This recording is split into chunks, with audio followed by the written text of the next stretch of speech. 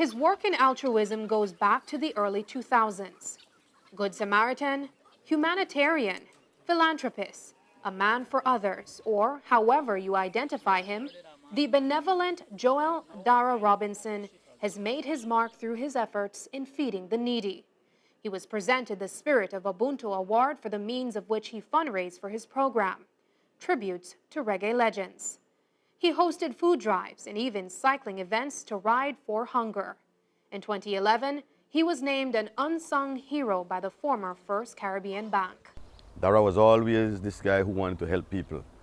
And I was always wondering why a guy with no job, he was a football referee at the time, wanted to help people. And he had a passion about feeding kids. And then I later learned that he is an experienced victim of such, and he feels passionate about it. He knows what it feels like to go to school hungry. But behind the accolades, to run the Dara feeding program, there needs to be food. Well, right now, basically I have chicken, ducks, guinea hen, turkey. I gone into sheep. I want to go into some pig. I even raise rabbit, because here rabbit meat healthy. Back there, they raise 250 layers where I want to put on the market directly egg at a better price that people could support my egg. And then after the chicken are ready for get through the layer, they are turned through in hen, and we use the chicken for the feeding program. The idea, says Ras Dara, is to have the feeding program sustain itself. On a travel to the rural north of Belize district, we met Dara at his recently established farm in Hillbank Village. It started 3 years ago as a way to pass the time during the pandemic. But Dara realized he may have stumbled on the golden ticket to save his feeding program. Everything I do, I put my all, because I don't like fail. I put my all, then if it not work, it not work. And I think if you can do this, and you do it, and you really want to do it, you want to see the end of it, man. And I just struggle with it, but I just say already, if this grow, money could come out, and this could sustain me better than one concert or one ride. Dara's feeding program has served as many as 50 students from nearby schools in his community. For many, he is the one sure meal a student will get and a reason to attend school to eat. And I see the importance of that program, because picnic on enough time when we just do it, gas pain.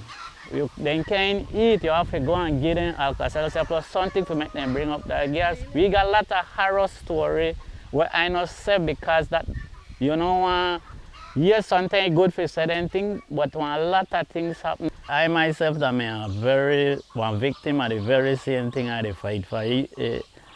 Not every day we go to school hungry, but most of the time we used to go to school and have lunch, and then teachers will ask like what you have for lunch, and many times for make I was 15 and get teas or thing, you just make up on food for just 15 when enough time we not eat.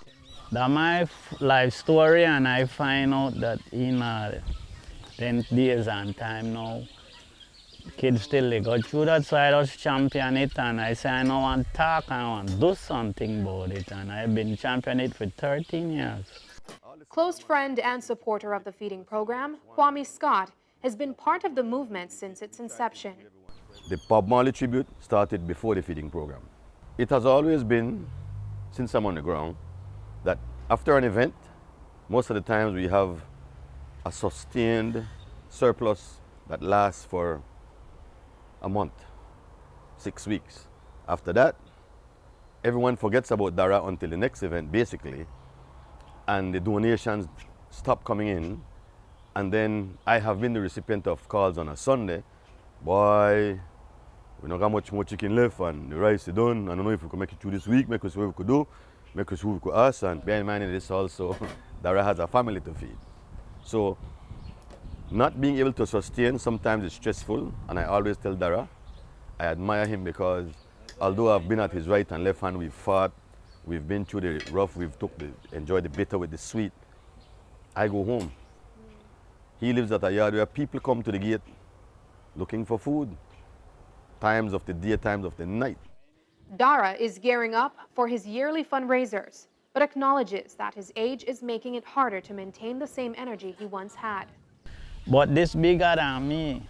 You understand? Like I said, I willing any day for work with the government, work with anybody where want. But I reach an age now where I just want to manage that because I know God is seeing energy.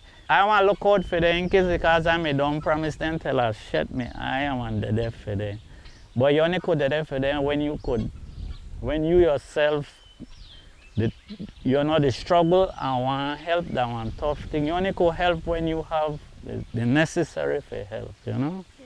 Sometimes when there's a surplus of a donation, maybe someone from out in the States would give a donation, send a barrel or so.